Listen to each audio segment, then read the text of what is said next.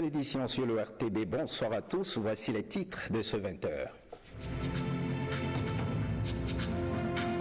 Période de fête, période de liquidation dans les marchés. Quelle est la qualité des produits mis en vente? À suivre l'enquête réalisée à cet effet.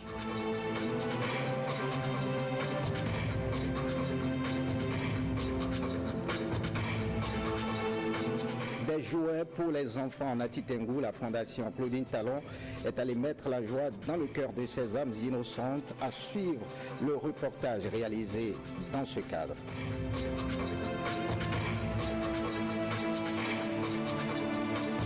Et puis course épique à Djougou, plus de 110 cavaliers béninois et togolais ont compétit pour un trophée évalué à 1 million de francs CFA.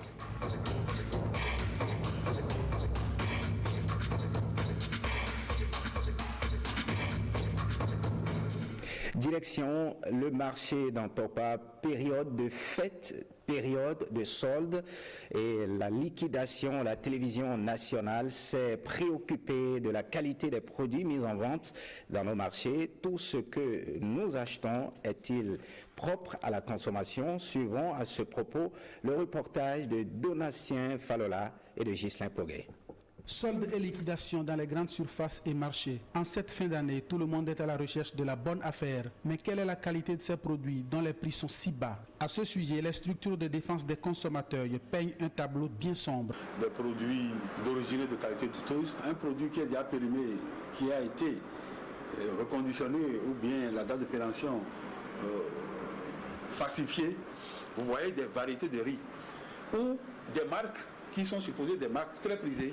On prend leur emballage, on met d'autres produits dedans, on diminue le prix, on dit qu'ils sont en liquidation. Y a-t-il vraiment sur les étalages des produits impropres à la consommation? Non. Nous, nos produits coulent, on n'a pas de produits périmés. Non. Que nous mettons sur le marché, non, on n'a pas de produits périmés. Oh non, rassurez-vous, non.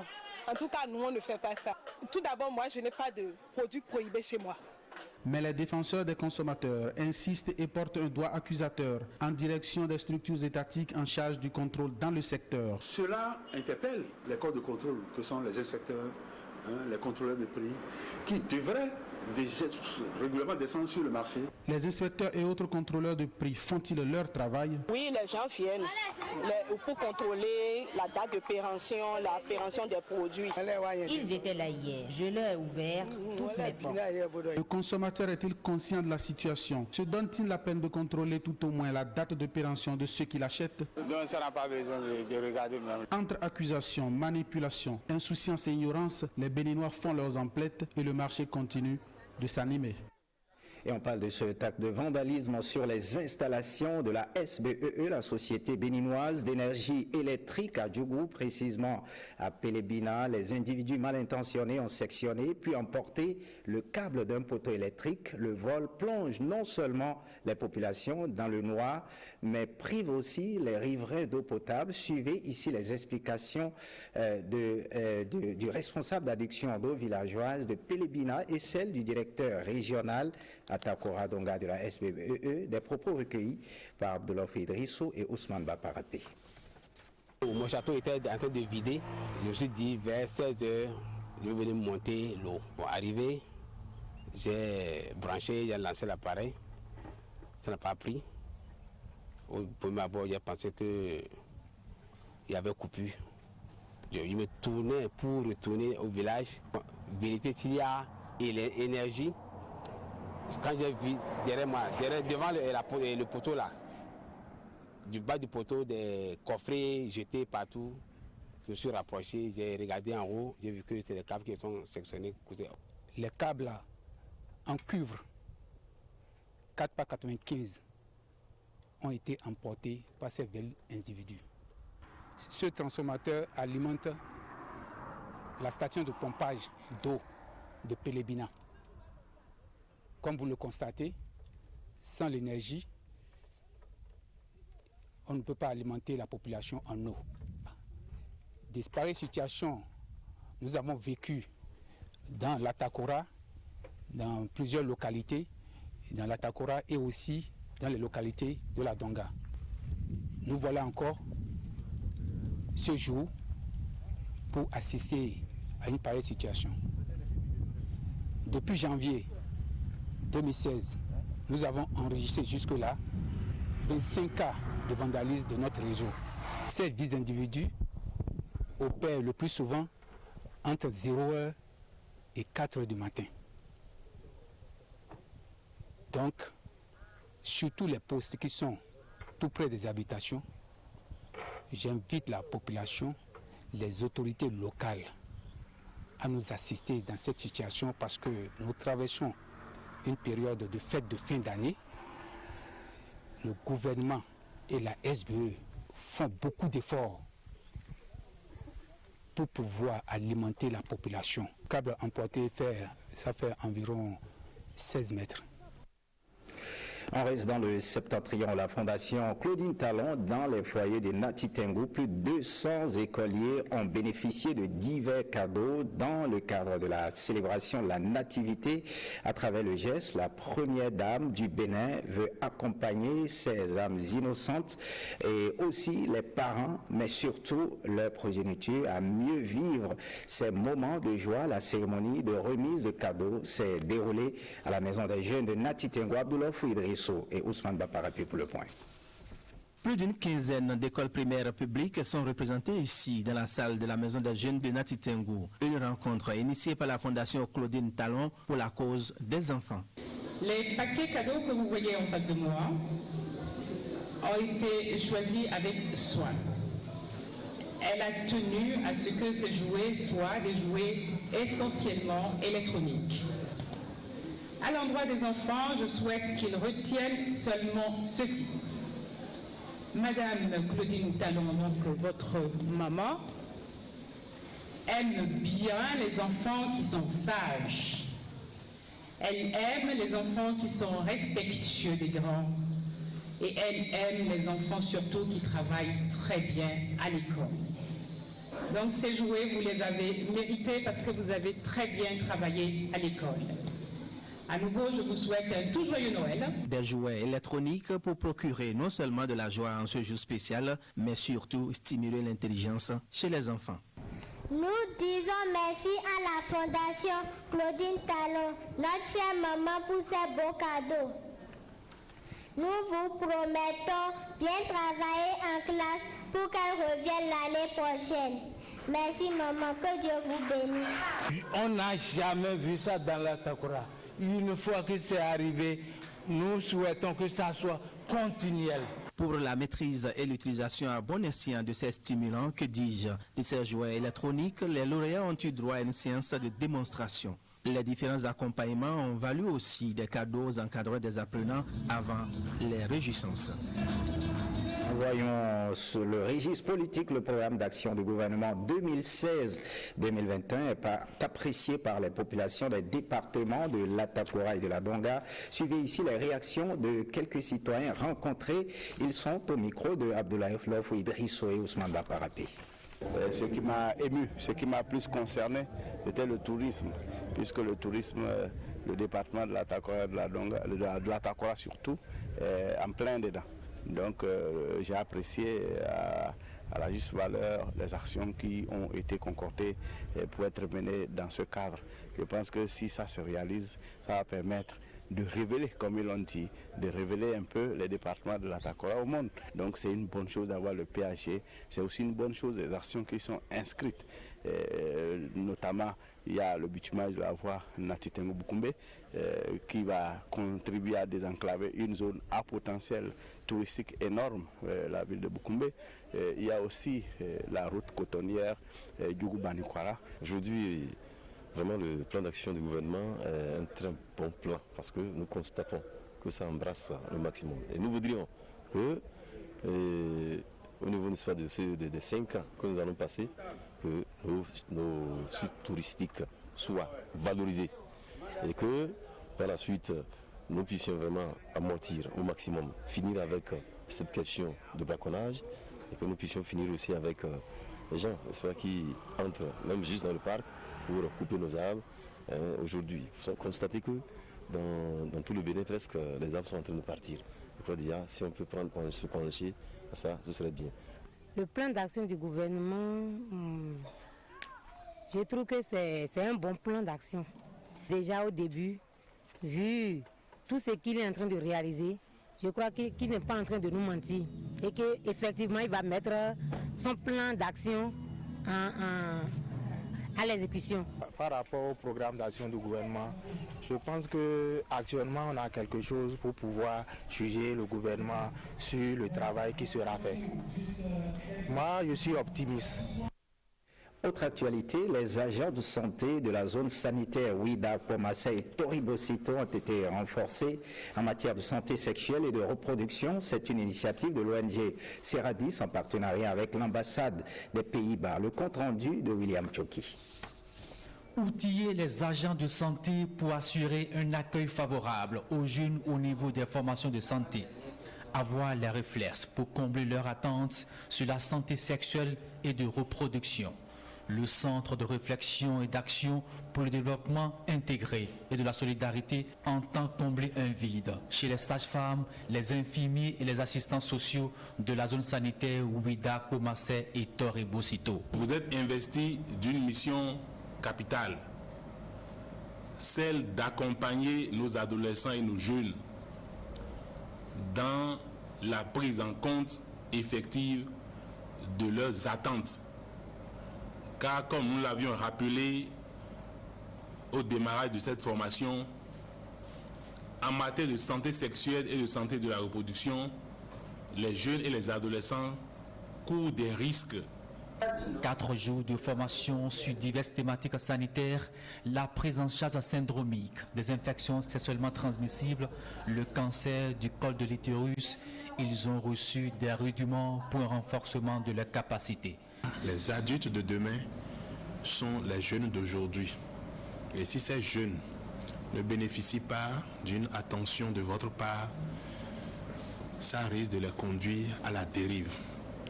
Cette initiative de formation des agents de santé par l'ONG Seradis est le témoignage vivant du partenariat public-privé, une exigence des temps modernes qui ici recherche l'épanouissement de la santé, de la reproduction des adolescents et des jeunes béninois. Direction le campus d'Abomey-Calavi, soutenance de thèse mardi dernier à l'université d'Abomey-Calavi devant un jury de 4 professeurs. Roselyne Bléossi à Nagono a exposé les effets du déficit hydrique sur la qualité des grains de riz produits et transformés au Bénin. Gouriaoni, Sejayaka et Calvadoaroni.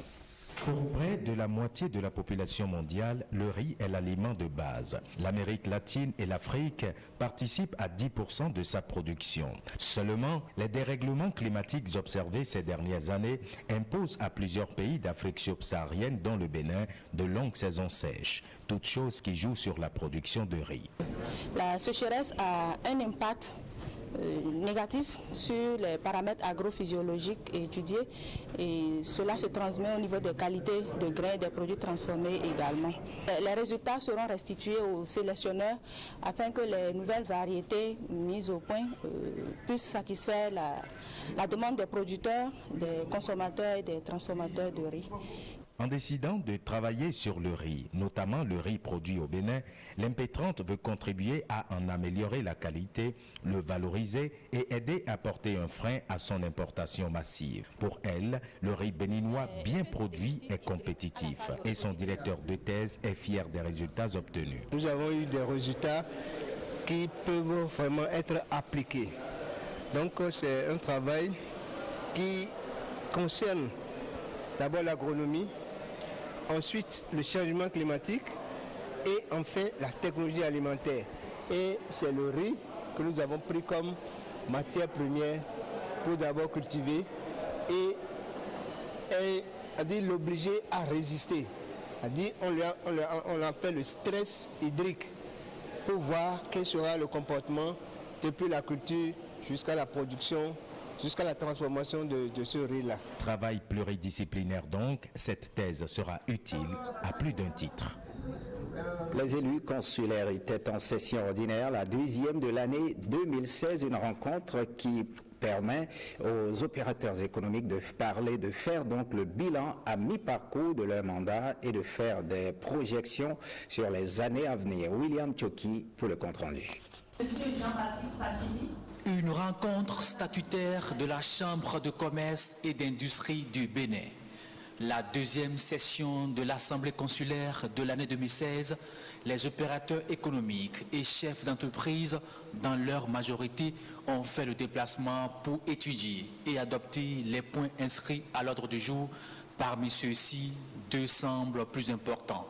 Il s'agit notamment de ceux relatifs à la nouvelle grille des cotisations annuelles et des avantages des élus.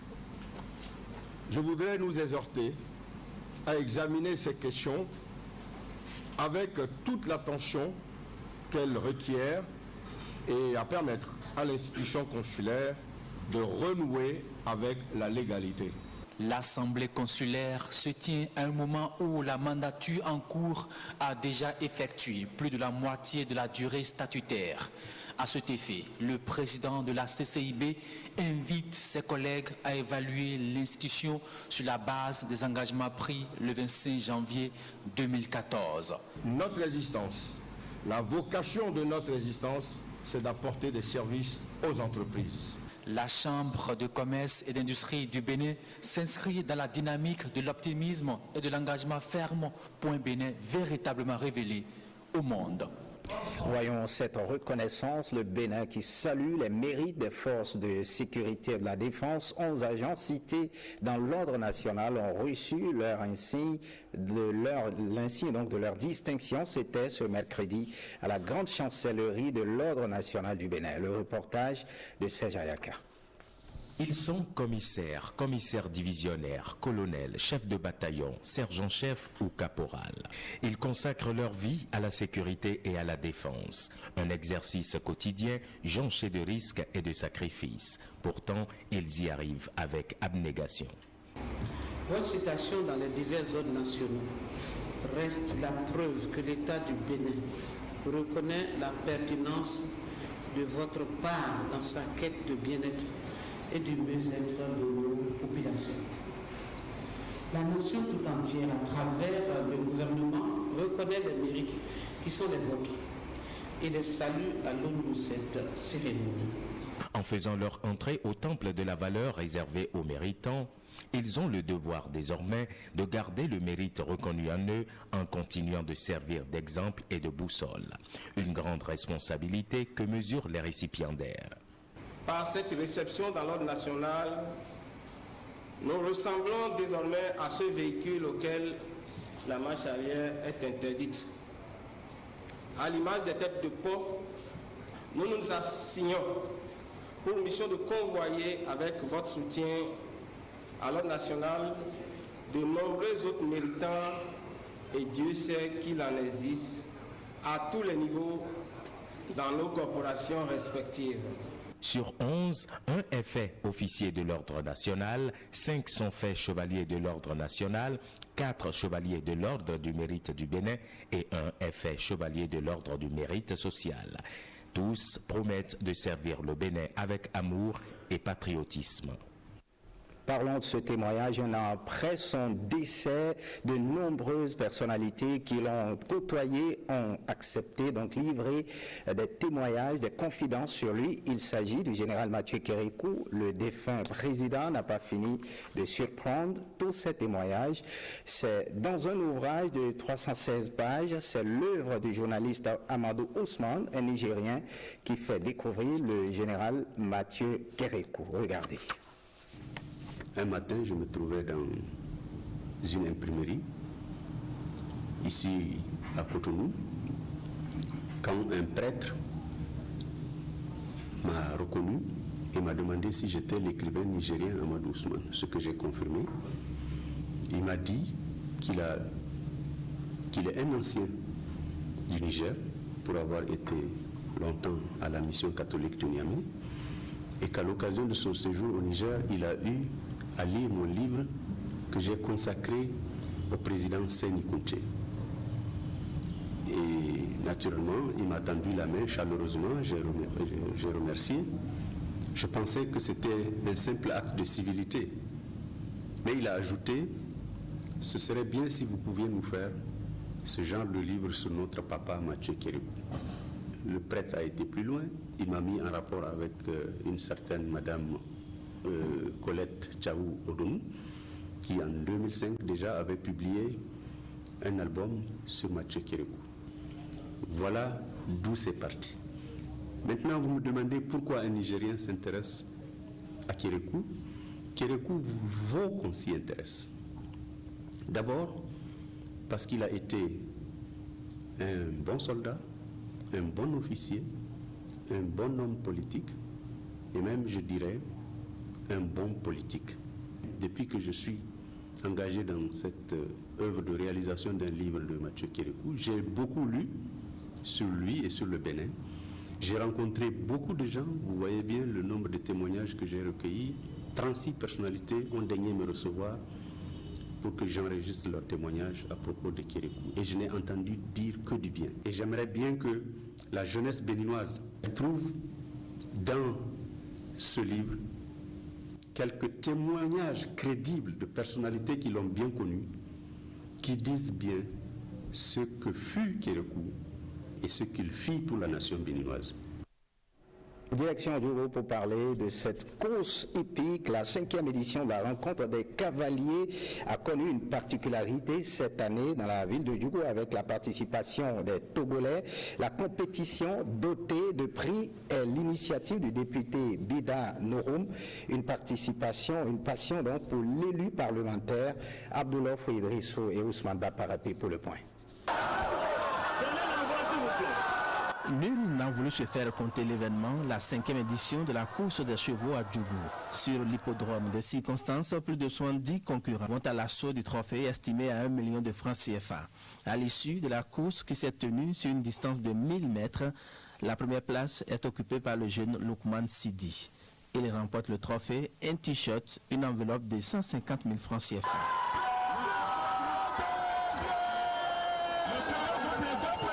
Pour l'organisateur, c'est une première. Constater la course évolue très bien. Cette année, ça a été une année spéciale. Nous avons eu des chevaux de beaucoup de localités venant même du Togo.